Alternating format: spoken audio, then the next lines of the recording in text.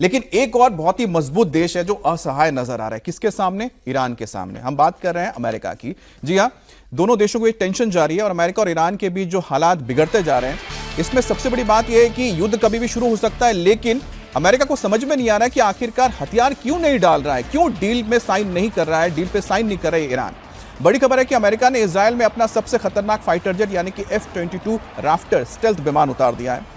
South Israel airbase पर America का सबसे शक्तिशाली और दुनिया का सबसे घातक F-22 रैप्टर लड़ाकू विमान लैंड हुआ, जिसकी तस्वीर आप देख रहे हैं। करीब 12 F-22 रैप्टर्स को इजराइल पहुंचाया गया है। ये पहली बार है जब अमेरिका ने अपने F-22 फाइटर जेट्स को तैनात किया इजराइल में।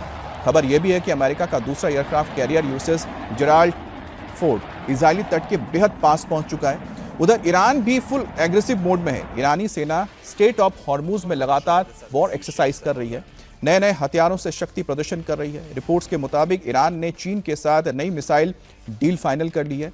ईरान चीन से जल्द ही CM-302 मिसाइल लेने वाला है और CM-302 missile anti ship cruise missile है जो दुश्मन के युद्धपोतों को खाक में मिला देती है।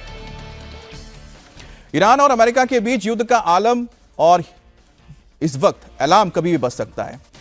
कल जिनेवा में दोनों देशों के बीच तीसरे राउंड की मीटिंग होने वाली है, लेकिन बातचीत से पहले ट्रंप ने इशारा किया है कि अगर ईरान उनकी शर्तों पर डील के लिए तैयार नहीं हुआ तो उस पर हमला करने से हिचकिचाएगा नहीं।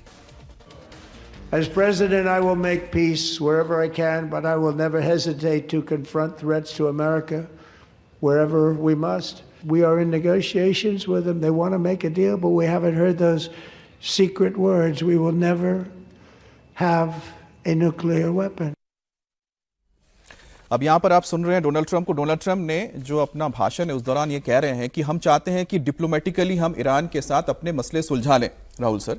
लेकिन जिस तरह के यहां पर भी तस्वीरें आ रही हैं या फिर जो हम कहें कि जो एक्टिविटीज हैं वो दूसरी तरफ इशारा करती हैं।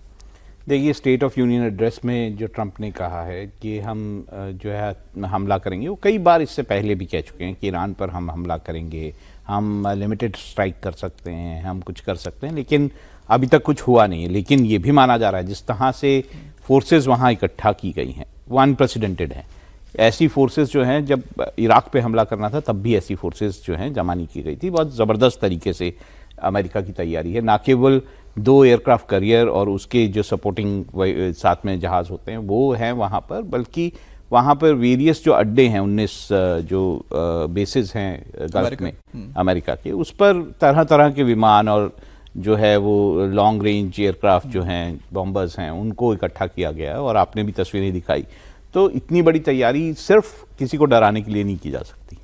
इतनी बड़ी जो मूवमेंट की जा रही है वो नेचुरली इजराइल का भी दबाव अमेरिका पे बहुत ज़्यादा है इस मामले को लेकर कि ईरान जो है उसको ठीक करना ज़रूरी है। ईरान जो है वो प्रॉक्सीज़ के ज़रिए उस पूरे इलाके में जो है वो दहशत फैलाता है। तो इसके लिए मैं मानता हूं कि अमेरिका, चाहे आप जिनेवा में बातचीत की बात हो रही है, बातचीत हो भी रही है, लेकिन डील तो एक ही बात पे फंसी है राकेश सर। सिर्फ वहां पर ईरान को यह कहना है कि अब न्यूक्लियर हथियार नहीं बनाएंगे और अमेरिका ये चाहता है कि हम ईरान को न्यूक्लियर हथियार बनाने नहीं देंगे।